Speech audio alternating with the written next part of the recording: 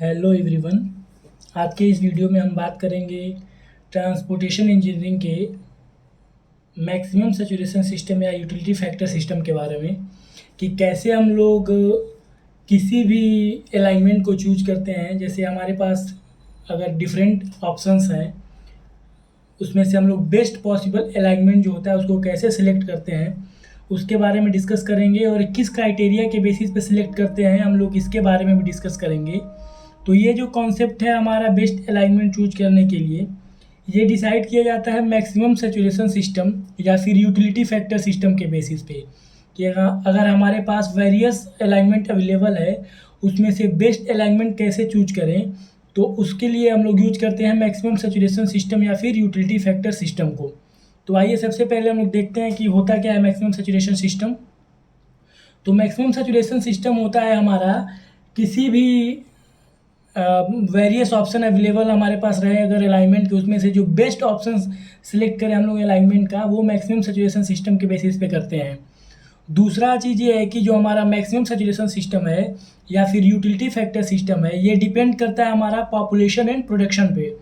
मतलब कि जहाँ पे हमारा अलाइनमेंट अवेलेबल है उस वहाँ की पॉपुलेशन कितनी है, प्रोडक्शन कितना है, ये उस पर भी डिपेंड करता है हमारा मैक्सिमम सैचुरेशन सिस्टम या फिर यूटिलिटी फैक्टर सिस्टम। अब आइए हम लोग देखते हैं कि कौन कौन से रूल्स होते हैं डिसाइड करने के कि कौन सा हमारे लिए बेस्ट पॉसिबल अलाइनमेंट है।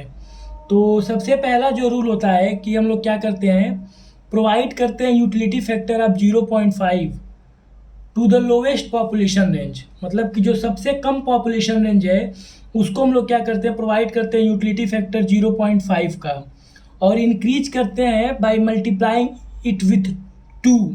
मतलब 2 से मल्टीप्लाई करके इसको हम लोग इंक्रीज करते हैं नेक्स्ट पॉपुलेशन रेंज के लिए।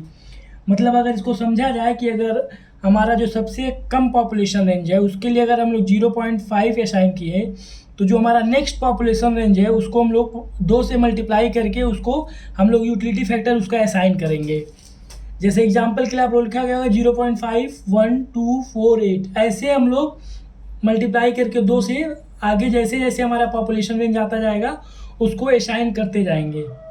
उसके बाद जो हमारा दूसरा पॉइंट है कि हम लोग एग्रीकल्चर प्रोडक्शन के लिए यूटिलिटी फैक्टर 1 असाइन करते हैं। यूटिलिटी फैक्टर जो हमारा 1 असाइन करते हैं किसके लिए, एग्रीकल्चर प्रोडक्शन के लिए।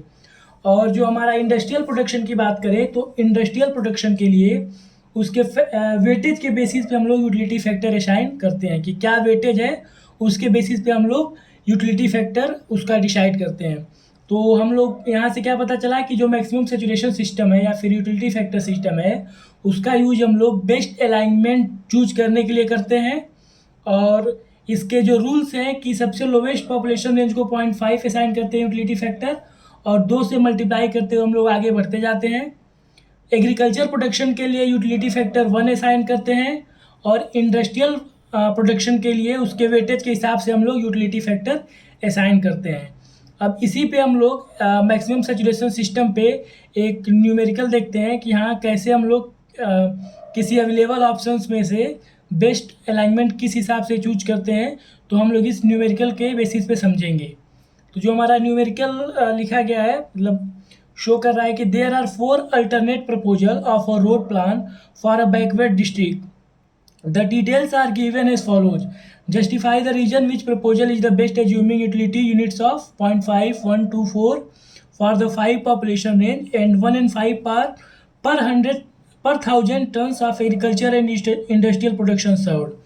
मतलब ये क्वेश्चन ये बता रहा है कि हमें 4 प्रपोजल्स दिए गए हैं रोड के, और उनके यूटिलिटी फैक्टर भी दिए गए हैं 0.5, 1, 2, 4, और एग्रीकल्चर प्रोडक्शन के लिए 1 दिया गया है पर 1000 टन पे, और इंडस्ट्रियल प्रोडक्शन के लिए 5 दिया गया है पर 1000 टन पे। तो यानी कि ये क्वेश्चन ये कह रहा है कि आप लोग चारों प्रपोजल में से कौन सा बेस्ट प्रपोजल है उसको फाइंड आउट करिए, और मतलब जो बेस्ट अलाइनमेंट है उसको सेलेक्ट करिए। तो आइए इस क्वेश्चन को हम लोग सॉल्व करते हैं और देखते हैं कि इन चारों प्रपोजल्स में से सबसे ज़्यादा बेस्ट अलाइनमेंट हमारा कौन सा निकल के आता है। तो अगर हम बात करें पहला प्रपोजल जो हमारा पी उसकी, तो पी जो हमारा प्रपोजल है तो उसको अगर हम लोग देखते हैं कि कैसे निकालते हैं, तो सबसे पहले हम लोग देखेंगे यहाँ पे कि मैक्सिमम सैचुरेशन सिस्टम में हमारा जो टेबल बना हुआ था उसमें पी के लिए हमारा जो था टोटल लोड लेंथ 500 था, और उसके जो पॉपुलेशन रेंज थे वो कैसे कैसे इंक्रीज किए उसको हम लोग देखेंगे। तो सबसे जो लोवेस्ट पॉपुलेशन रेंज था लेस देन 2000 वो 100 था, तो उसको हम लोग 0.5 असाइन किए यूटिलिटी फैक्टर, और ऐसे ही आगे बढ़ते गए हैं कि 1 2 4 8। तो इसमें देखेंगे आप लोग 150 into 1 40 into 2 plus 20 into 4 plus 3 into 8, और एग्रीकल्चर प्रोडक्शन के लिए 1 असाइन किए हैं पर 1000 टन पे, और इंडस्ट्रियल प्रोडक्शन के लिए 5 असाइन किए हैं पर 1000 टन प्रोडक्शन सर्व पे। तो अगर हम लोग पी को सॉल्व करते हैं इस वैल्यू को, तो पी का जो यूटिलिटी फैक्टर निकल के आता है वो आता है 0.7685। पी का जो हम लोग मैक्सिमम सैचुरेशन सिस्टम के हिसाब से कैलकुलेट करते हैं तो 0.7685 वैल्यू निकल के आई। ऐसे ही अगर हम लोग क्यू के लिए कैलकुलेट करें तो क्यू का जो टोटल रोड लेंथ है वो 600 किलोमीटर है, और number of towns and villages served with population range अगर लेस देन 2000 है तो 200 है। 2000 से 5000 के बीच में हमारा 250 टाउन्स है।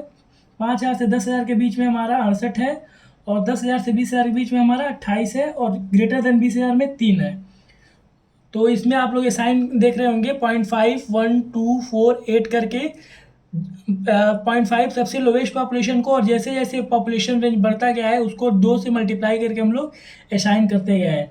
एग्रीकल्चर प्रोडक्शन क्या है 220 है, तो उसके लिए हम लोग 1 असाइन किए हैं, और पर 1000 टन सर्व्ड प्रोडक्शन पे है तो वहाँ पे आपको मेंशन किया गया है, और इंडस्ट्रियल के लिए 5 असाइन किया गया है। तो यहाँ से जो क्यू की वैल्यू निकल के आई है वो आई है 1.037। ऐसे ही हम लोग अगर आर के लिए सॉल्व करें तो आर की जो टोटल रेड लेंथ है वो है 700 किलोमीटर, और जो हमारा number of towns and villages served हैं लेस देन 2000 में 270, फिर 2000 से 5000 के बीच में 350, 5000 से 10,000 के बीच में 82, और 10,000 से 20,000 के बीच में 36, और ग्रेटर देन 20,000 में 4 टाउन है। तो वैसे ही आप लोग को इसमें भी दिखा होगा कि कैसे यूटिलिटी फैक्टर असाइन किया गया है 0.5 लोवेस्ट पॉपुलेशन को, और जैसे जैसे पॉपुलेशन आगे बढ़ती गई है उसको हम लोग 2 से मल्टीप्लाई करके असाइन करते गए हैं। यहाँ पे एग्रीकल्चर प्रोडक्शन हमारा 300 है तो उसके लिए 1 असाइन किया गया है, और हमारा इंडस्ट्रियल के लिए 5 असाइन किया गया है। तो इस वैल्यू को सॉल्व करें तो हम लोग आर की जो वैल्यू आ रही है वो 1.18 आ रही है। उसके बाद से अगर हम लोग देखें कि जो वैल्यू हमारी है यस की, यस को अगर हम लोग सॉल्व करते हैं तो यस का जो वैल्यू निकल के आ रहा है जो टोटल लोड लेंथ है वो है 800 किलोमीटर, और number of towns in villages population range अगर लेस देन 2000 है 280 टाउन्स है इसमें, फिर 410 है हमारा 2000 से लेके 5000 के बीच में, 5000 से 10,000 के बीच में 91 है, 10,000 से 20,000 के बीच में 41, और ग्रेटर देन 20,000 में 4 है, और एग्रीकल्चर प्रोडक्शन 400 है, और इंडस्ट्रियल हमारा 42 है।